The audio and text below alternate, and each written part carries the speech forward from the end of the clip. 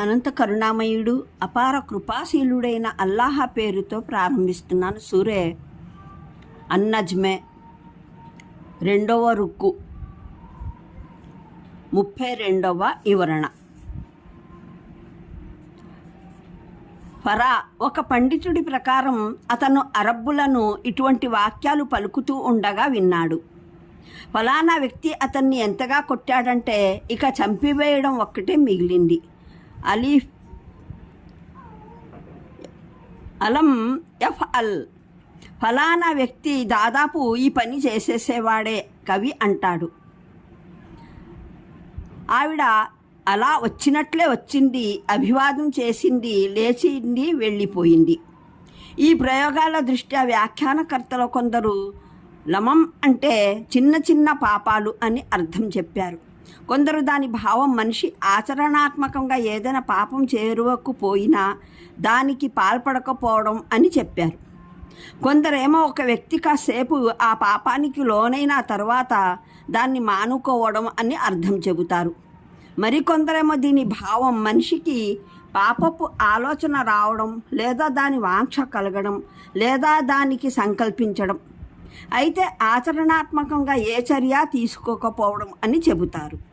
ఈ విషయంలో సహచరులు వారి అనుచరుల అభిప్రాయాలు దిగువన ఇస్తున్నాము. జైద్ బిన్ అస్లం ఇబ్ను జైద్ ప్రకారం, ఇంకా మహానీయ అబ్దుల్లా బిన్ అబ్బాస్ రజియల్లాహ్ కూడా చెప్పినట్లు ఒక సూక్తి ఏమిటంటే, దీని ఉద్దేశం ఇస్లాంకు పూర్వం అజ్ఞాన కాలంలో జనులు చేసిన పాపపు కార్యాలు అన్నది. తర్వాత ఇస్లాం స్వీకరించిన పిదప వారు వాటిని వదిలివేశారు. ఇబ్ను అబ్బాస్ చెప్పిన మరో అభిప్రాయం, మహానీయ Abu Hurairah, Abdullah bin Amr bin As రజియల్లాహ్, Mujahid, Hasan Basri, Abu Salih రహమా తదితరుల అభిప్రాయం కూడా ఇదే. మనిషి ఏదైనా మహాపాపం లేదా ఏదైనా నీతిబాహ్యమైన చేష్టకు కాసేపటికి లేదా అనాలోచితంగా పాల్పడటం, తర్వాత దాన్ని వదిలివేయడం.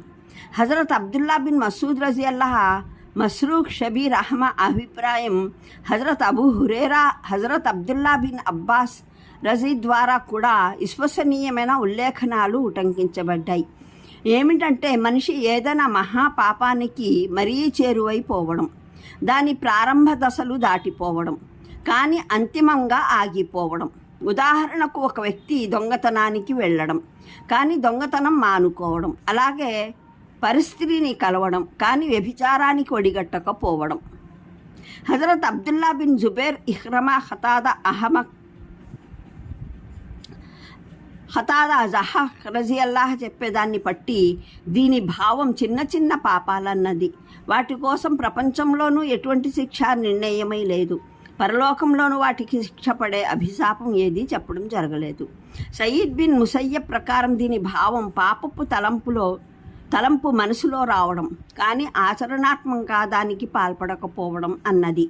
ఇవి మహానీయులైన సహచరులు, వారి అనుచరుల విభిన్న వ్యాఖ్యానాలు. ఇవి ఉల్లేఖనాలలో ఉటంకించబడ్డాయి. తరువాతి వ్యాఖ్యాతలు, ఇమాములు, ఫుఖహా ఇతోధికంగా ఒక విషయాన్ని అంగీకరించారు. ఈ ఆయత్ నిసా సూరాలోని 31వ ఆయత్ అతి స్పష్టంగా పాపాలను స్థూలంగా 2 విధాలన్నీ సూచిస్తాయి. ఒకటి మహాపాపాలు కబాయిర్, రెండవది అల్పమైన పాపాలు సగాయిర్. ఈ 2 ఆయట్లు మానవునికి ఆశగొల్పే విషయం ఏమిటంటే, వారు కబాయిర్కు, నీతిబాహ్యమైన వాటికి దూరంగా ఉన్నట్లయితే అల్లాహ్ అల్పమైన పాపాలను మన్నిస్తాడు అన్నది. కొందరు పండితులు ఏ పాపము అల్పమైనది కాదని, దైవం నిషేధించిన ప్రతి పాపము స్వయంగానే కబీరా అవుతుందని అభిప్రాయం ఎలుబుచ్చిన ఇమాం గజాలీ చెప్పినట్లు, కబాయిర్ సగాయిర్ల మధ్య వ్యత్యాసం కానజాలని విషయం. షరియత్ ఆదేశ జ్ఞానం ఏ సాధనాల ద్వారా ప్రాప్తమవుతుందో అవన్నీ ఈ విషయాన్నే సూచిస్తున్నాయి. ఇక సగీరా కబీరా పాపాల మధ్య తేడా ఏమిటి అన్నదే ప్రశ్న. ఎటువంటి పాపాలు సగీరా అల్పమైనవిగా, మరెటువంటి పాపాలు కబీరా మహాపాపాలుగా పరిగణించబడతాయి. అంటే ఈ వ్యవహారంలో ఒకటి మటుకు సంతృప్తికరంగా నిర్ధారితమై ఉంది. మహాపాపం అన్నది దైవగ్రంథం, ప్రవక్త, మహానీయుల సాంప్రదాయంలోని స్పష్టమైన మూలాధారాలు.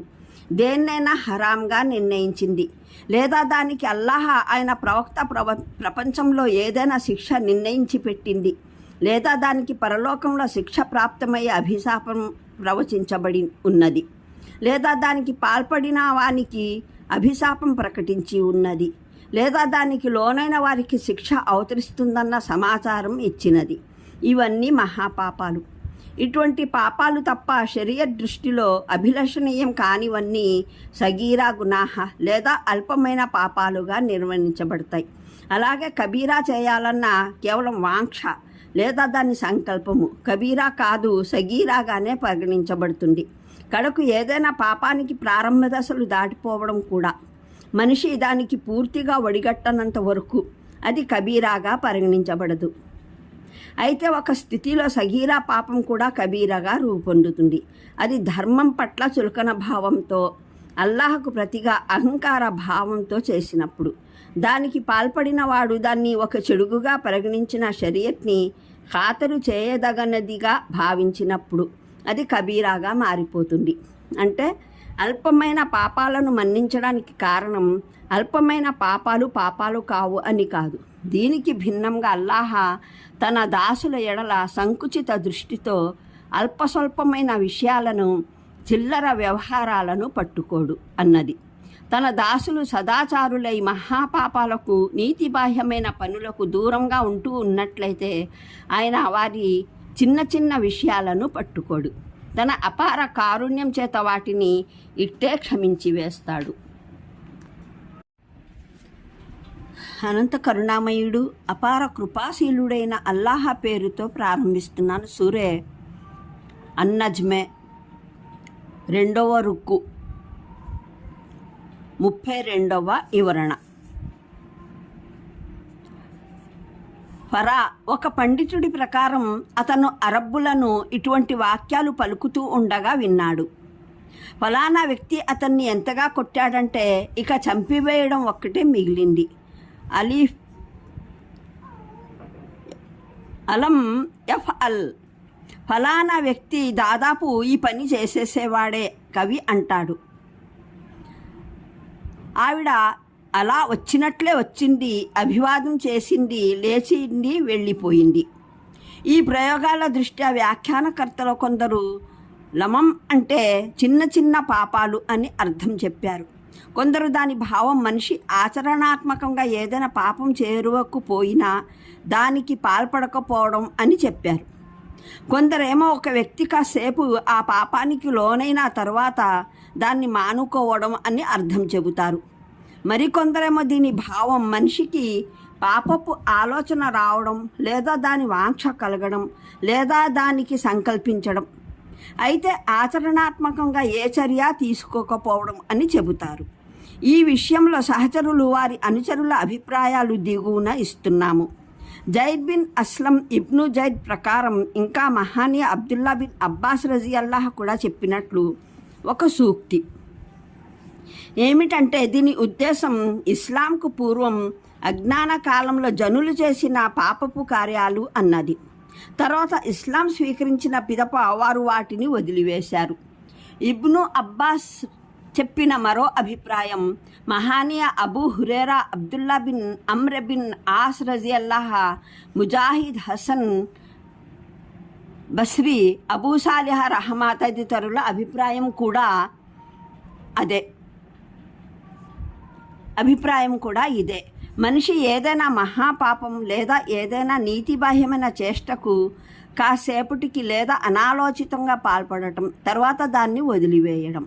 హజరత్ అబ్దుల్లా బిన్ మసూద్ రజియల్లాహ్, మస్రూఖ్ షబీర్ రహమా అభిప్రాయం హజరత్ అబూ హురైరా, హజరత్ అబ్దుల్లా బిన్ అబ్బాస్ రజీ ద్వారా కూడా విశ్వసనీయమైన ఉల్లేఖనాలు ఉటంకించబడ్డాయి. ఏమిటంటే, మనిషి ఏదైనా మహాపాపానికి మరీ చేరువైపోవడం, దాని ప్రారంభ దశలు దాటిపోవడం, కానీ అంతిమంగా ఆగిపోవడం. ఉదాహరణకు, ఒక వ్యక్తి దొంగతనానికి వెళ్ళడం, కానీ దొంగతనం మానుకోవడం. అలాగే పరిస్థితిని కలవడం, కానీ వ్యభిచారానికి ఒడిగట్టకపోవడం.